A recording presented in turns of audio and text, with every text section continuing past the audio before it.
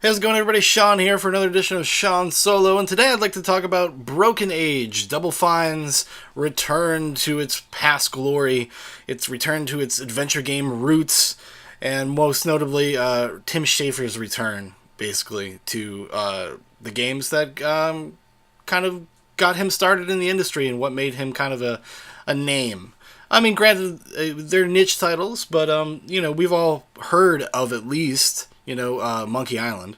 Monkey Island series, really great, really charming, old school adventure games, which makes sense because they were made before the term old school was applicable.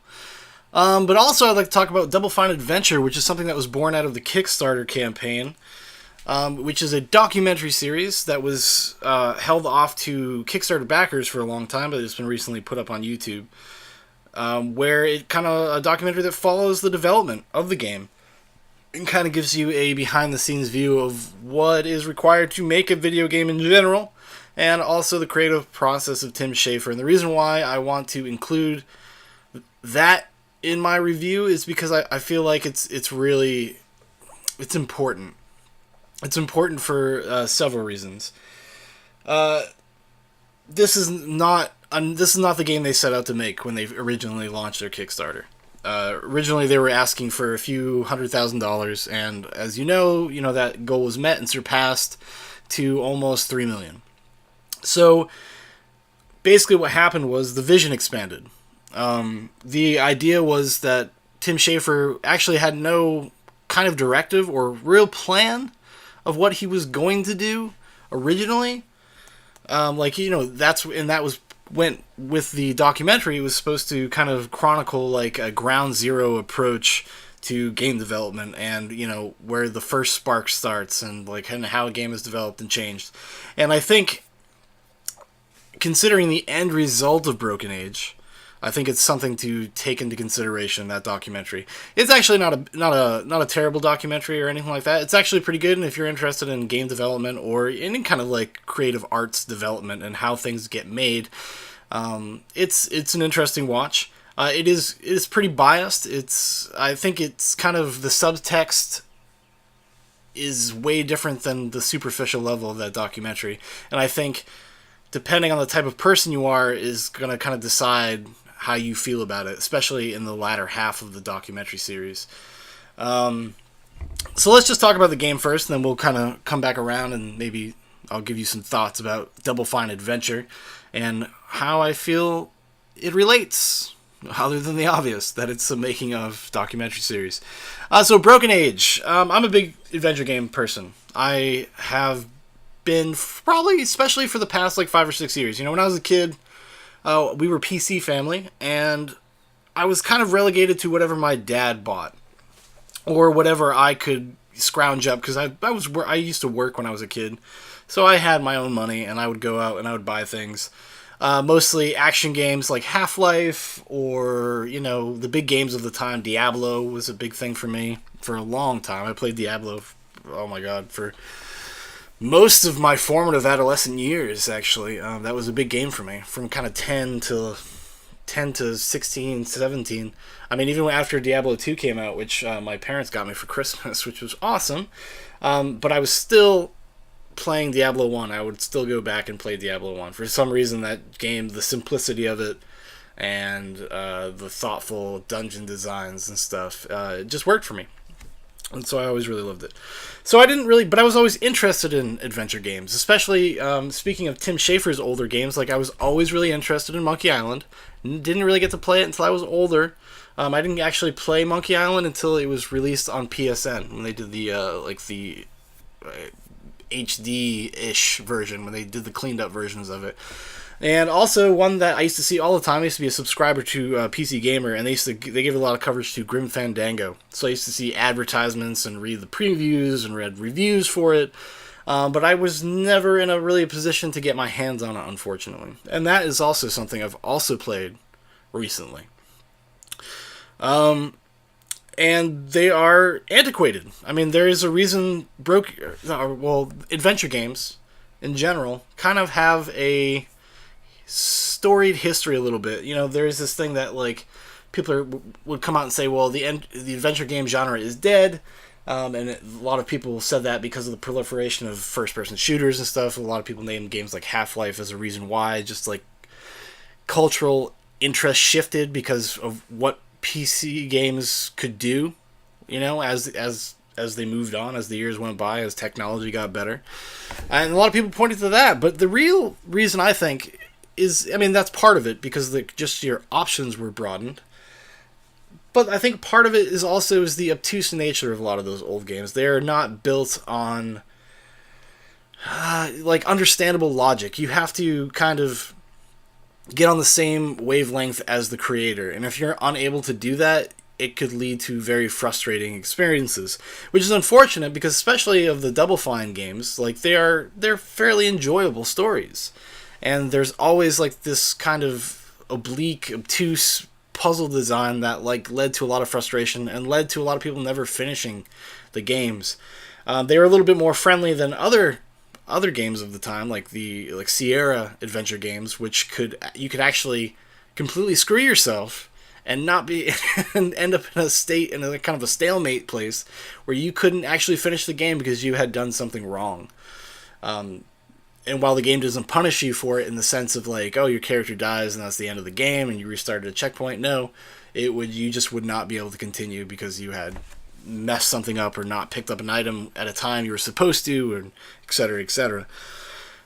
So, and why I was bringing that up is the fact that Broken Age, while the original mandate was to make a classic adventure game that classic adventure game players would like, it was supposed to be kind of this nostalgic trip back, is modern and incredibly antiquated at the same time. It's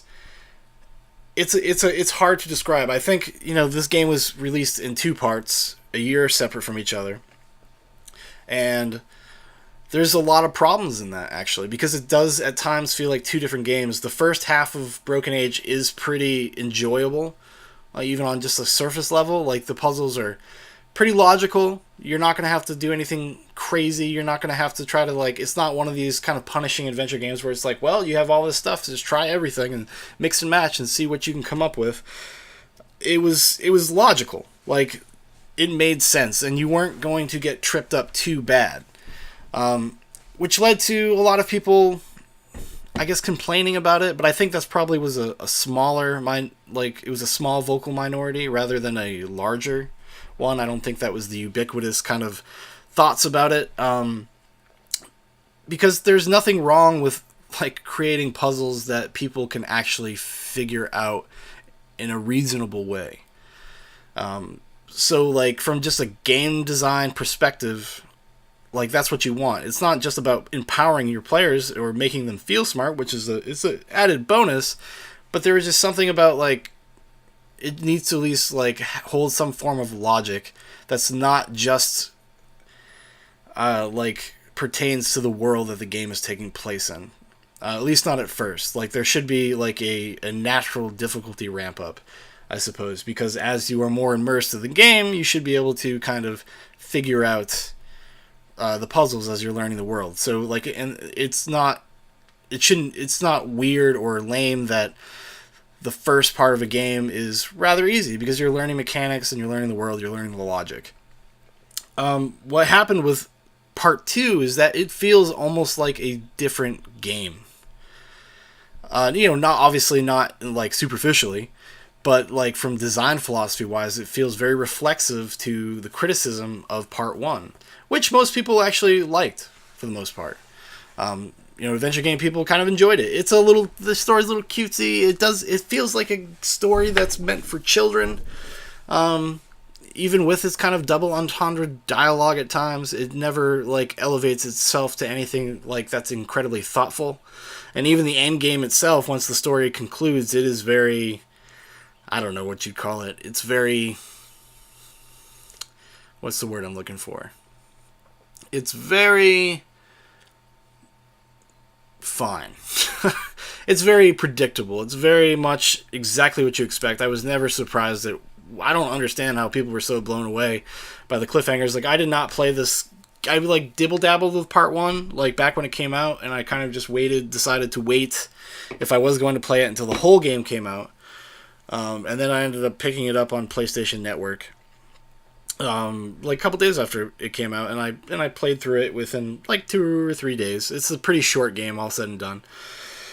But like that reflexive nature of the second half, I think is really to his detriment, because then it just gets into obtuse, oblique, just adventure game of your bullshit, where it's not about logic, it's not about fairness, it's about just throw everything at the wall and see what sticks type of like design philosophy, and that's something I really don't like, and it's something that the genre has actually kind of moved away from in recent years.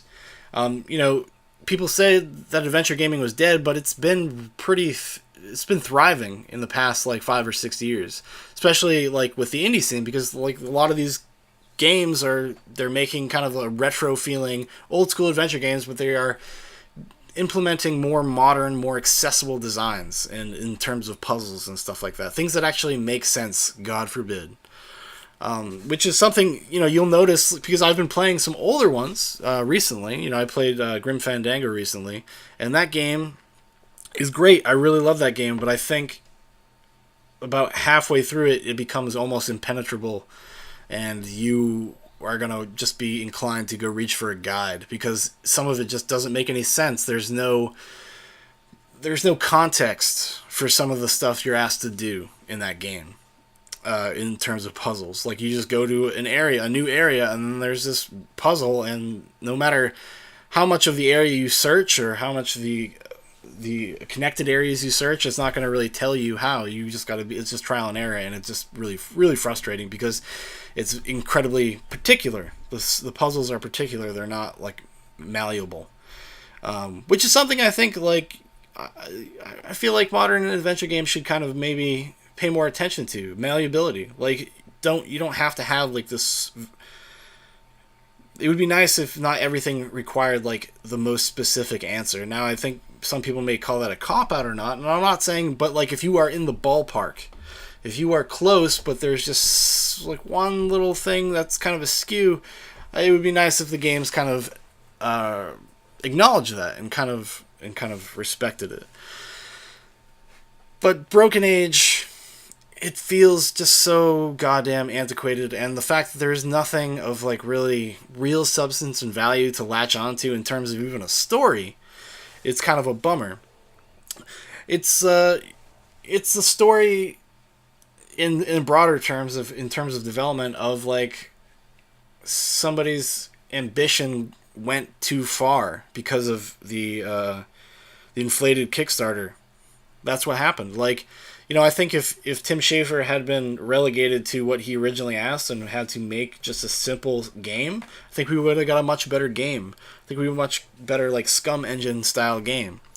That is unfortunately not what happened. Like, I think it kind of got away from him, and he got way too into aesthetics and design, and what you're left with is a fairly hollow experience, especially considering that Part 2 had to be funded by sales, or partially funded by sales of Part 1. That was the decision they made. They made a decision to break it into 2 parts because they couldn't afford to finish the game, and I don't even think, because the sales were not spectacular of the first part. They were okay, because the people that were interested in Broken Age backed Broken Age, so they had access to it without having to buy it. So anything extra was supposed to be gravy, that's not what happened. So when they did that, they still didn't make enough money. They still didn't have enough resources, and what you get is almost a rehash of the first part of the game from Part 1. You are in the exact same areas. There's nothing new. It's all the same characters. Everything is the same. It recontextualizes it because of the characters, and there's a point to that in terms of role reversals and whatnot, but there is nothing new to explore. The only thing that it does is pad out the game by making obtuse puzzles. And you see this kind of thing a little bit reflected in that documentary. Like, it's definitely a biased documentary to a certain extent. It is meant to make Tim Schafer look like some kind of misunderstood genius, but what I walked away from that, even though I enjoyed the documentary, I walked away thinking like, well, here's a creative person who has no consistency, who can't manage his business, and lets his ambition get away with him in a sense. I mean, like the amount of stuff, it's just like he doesn't not very well managed. You know, the game doesn't in its creation, and a lot of that is on Tim Schafer's shoulders because he just couldn't properly communicate things with any type of expediency to his team. And it's somebody that's been in the industry as long as he have, you would have thought that he would just be a little better at communicating. I think, you know, looking back, the reason why like his games are kind of like they're always fun and you kind of get what he's going for, but he has a really hard time crossing the finish line in terms of having a full-fledged experience. Like Psychonauts and Brutal Legend both have their charms, but there is something broken about each of those games, like some major design things. Like Brutal Legend, for instance, it's RTS stuff, and they actually bring that up in the documentary, and they kind of talk about it, and they talk about it with the respect of like, well, you know, I was forced to push this game out, even though there was things in it that people didn't like, and poor me, I didn't have the chance to make it because I had to deal with corporations being all corporate-y and stuff. Which is, I'm sure, is a reality, but also the reality is that he was missing milestones. He wasn't reporting in. He was being uncommunicative.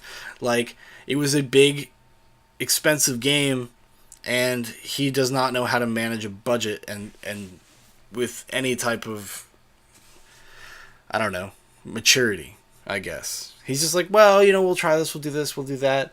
You know, he gets into his situations and contracts that he obviously can't handle the time crunch. He can't do it.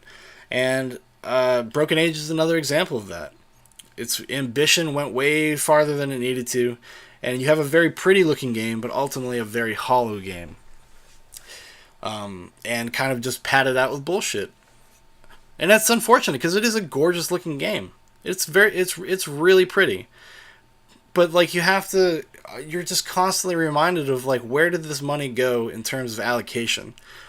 Like, I understand games are incredibly expensive to make, but you also have to work within your means, and he went way outside of his means, and it caused a myriad of problems for the game itself. This game really suffers from being split into two parts. It suffers because like I said, the consistency isn't there. There is an incredible difficulty spike starting up the second half of the game. You know, a lot of people were saying like, well, you don't really have to replay the first part, but no, you do, because it's been a year and you would have no idea what the fuck is going on, or really how the internal logic of the game. You have to reacquaint yourself with it, especially considering how obtuse things become. You have to at least have some comfort and awareness of it. And that it's really, like I said, it's unfortunate. It's an unfortunate thing, and I'm walking away from it just like feeling really underwhelmed, I guess. It's not bad. It's not a bad game. It's frustrating. It's really beautiful, though. I guess you can say that. I mean, some of the artwork is just incredible. It's got this hand-drawn, animated feel to it. It feels really special, and it's really exciting when you first play the game. It is. It's really exciting for a few hours. In terms of the writing and stuff, it is incredibly immature. Like, I understand that's kind of the mandate of a lot of the Double Fine games. I think it's kind of in line with other Double Fine games. And so that might just be a product of me getting older, that maybe I just kind of found a lot of it lame and obvious, the humor. It was nothing that subverted my expectations or anything like that, which is crazy because, you know, if you go back to Grim Fandango, that game is full of subversion when it comes to the comedy.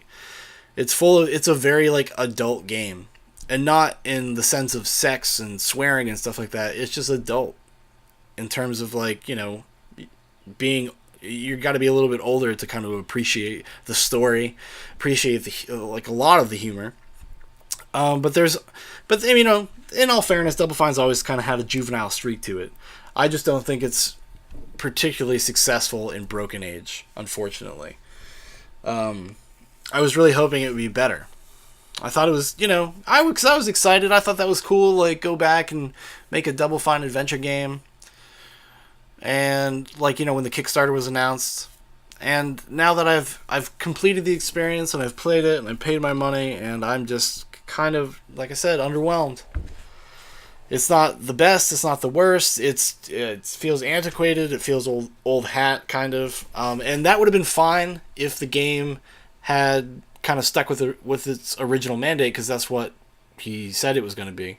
But I think as the project grew, I think the game design should have grown with it, and it kind of just shows that maybe Tim Schafer is a little stuck in terms of how to make games. That it's Double Fine is not a huge company. It's one of the smaller ones, but it's got a pretty good sized team. I think they really respect their employees, and they always try to keep them hired and whatnot. But they've had a lot of missteps in the past few years with Kickstarters, with early access games. Was it Space D9, I believe it's called? Where they just kind of canceled it because of money. I mean, you got to ask yourself, like, what's going on with that studio? And do you really want to support people that can't, like, make good on promises they make? Especially when they're taking money from people, and that's the real thing. This should have been scaled back. Should have been scaled back, and just so it could have completed what it was supposed to be. It just reeks of a game that is overreaching, and that's unfortunate. It's unfortunate. Especially, like, having played part 2, it's just like, man, you really just rehashed the first part. Like, there obviously was not enough money to go out and make new areas and have new adventures and constantly inspire awe in its audience. Like, it wasn't really interested in that. And that was probably just because of a budget limitation. So, anyways, in conclusion, Broken Age is fine. Like, you will be mildly amused. I would not recommend buying this at full price. If you can get this game, like, next year or something during a Steam sale or whatever, you get it for like $5, I would say go for it. It's worth worth $10. It is. But just know what you're getting into. It is not what it is purported to be. Regardless of all, like, the kind of the praise that's been heaped on it, which I kind of feel comes more out of a place of, like, obligation, because a lot of the reviews that I've seen, that I've perused, kind of said a lot of similar things that I've been saying, but they still will slap a 9 or a 9.5 on it, which is stupid. I cannot stand review scores. They're the least thoughtful goddamn things in all of criticism. But anyways, it's that was disappointing. Because you just feel like they're towing a line because they like Tim Schafer philosophically more than like his game. So it kind of be like, hey buddy, good job, kiddo. Like, that's kind of what the sentiment a lot of the reviews are. But anyways, that's gonna do it for me. I'm Shaun, and I will talk to you guys next time I have something to talk about.